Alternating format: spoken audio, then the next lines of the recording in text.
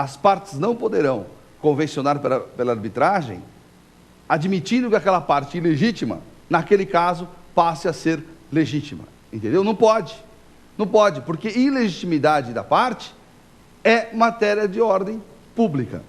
É matéria de ordem pública. Isso faz o quê? Isso limita a autonomia da vontade deles. Limita a autonomia da vontade das partes. Pois bem, então existe um limite.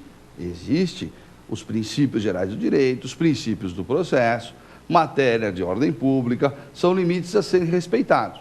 Mas o que deve prevalecer é a vontade efetiva das partes.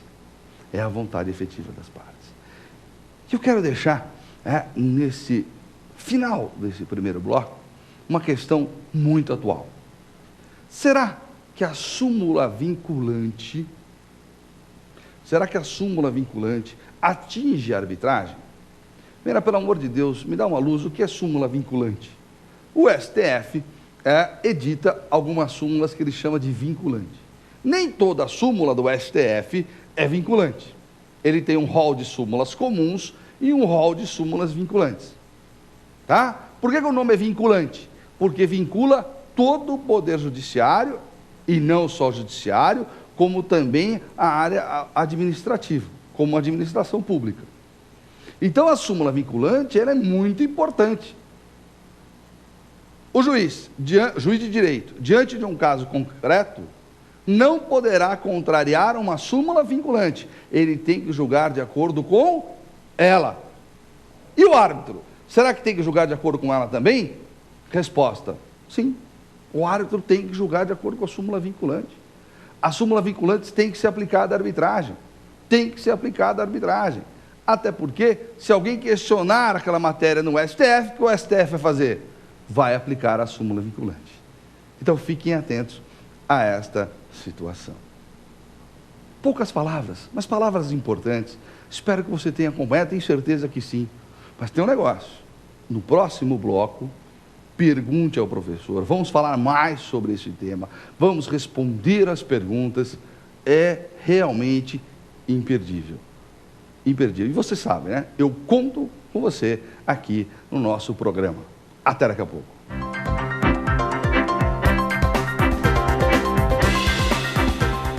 Chegou então o nosso bloco, o bloco preferido deste programa. Pergunte ao professor. Ó, fique atento, hein? Vamos lá? Vamos ver a primeira pergunta? Vamos? Você acompanha comigo? O que é convenção de arbitragem? Existem limites na sua pactuação? Veja como esta preocupação é uma preocupação corrente em termos de arbitragem, né? No primeiro bloco, teci alguns comentários sobre esse tema, a questão da convenção, mas veja como é instigante isso. Porque nós não estamos acostumados, não faz parte do nossa cultura, entre aspas, essa questão de dar liberdade às pessoas, para que as pessoas escolham uma forma de solução de conflito.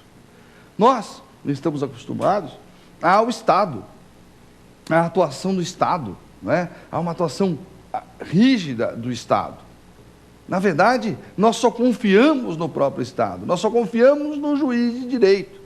Quando alguém diz, não, você pode escolher um outro caminho, isso causa realmente estranheza, muita estranheza.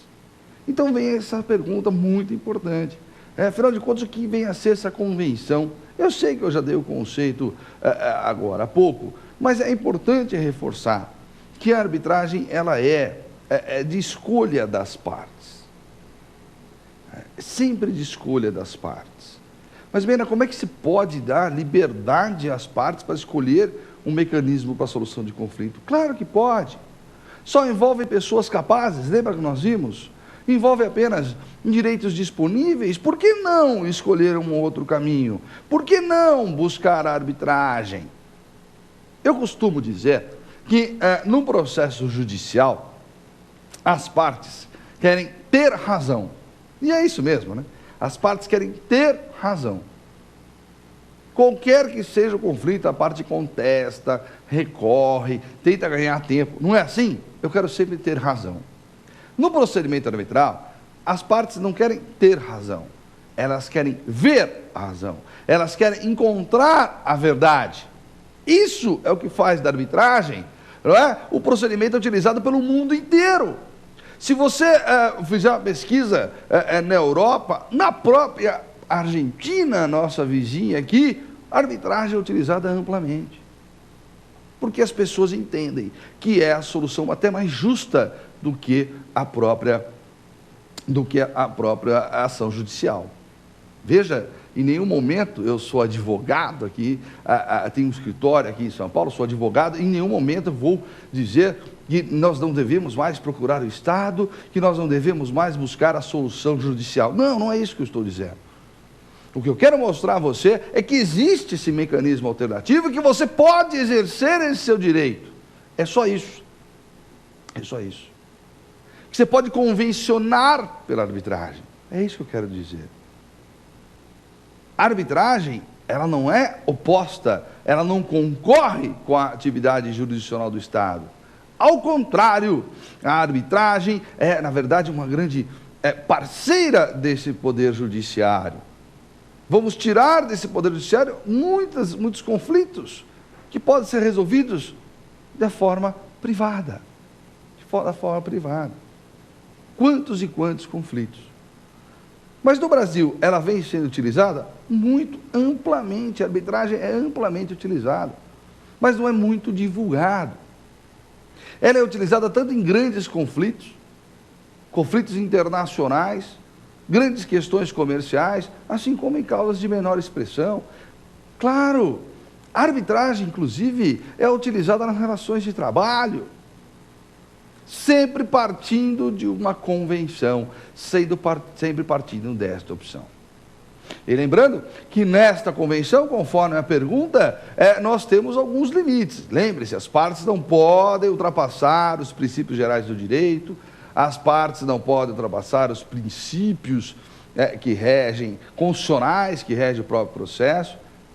As partes, embora tenham o princípio da autonomia da vontade da parte, esse princípio também é limitado, frente, como eu falei, à matéria de ordem pública, como um exemplo.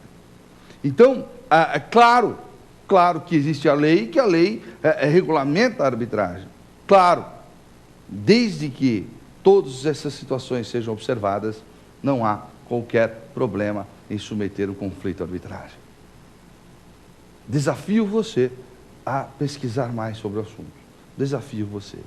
Agora, surgiu alguma dúvida? Você está com alguma dúvida? Está mesmo com alguma dúvida? É uma questão relativamente nova, eu nunca ouvi falar nisso, nem advogado eu nem sou do direito, né? Eu assisto o programa porque acrescenta o meu conhecimento, Quer mandar um e-mail? Quer tirar alguma dúvida? Será um prazer responder, será um grande prazer. O nosso endereço você já conhece, não sabe? Então anota, 1 segundo para você pegar uma caneta, pegou? Anote, prova final, lfg.com.br, lfg.com.br. E faço mais um convite, se você quiser, acesse o portal da Rede LFG, acesse o portal da Rede LFG, tem muitas informações para vocês, muitas curiosidades, que vai também auxiliar na sua preparação para um concurso público, vai auxiliar na sua preparação para o exame de ordem, ou até mesmo, para que você se aproxime um pouco do direito. Acesse sim o portal da Rede LFG, www.lfg.com.br. Você entendeu? Tudo certo? Vamos ver a segunda pergunta? Como é bom esse bloco, né? É muito bom. Vamos lá? Segunda questão. Professor, quem pode ser árbitro? Por que o árbitro se equipara a um juiz de direito? Essa é uma outra preocupação que nós temos em termos de arbitragem, né? Essa é uma outra preocupação. Quem pode ser árbitro? Por que o árbitro se equipara a um juiz de direito? Se equipara.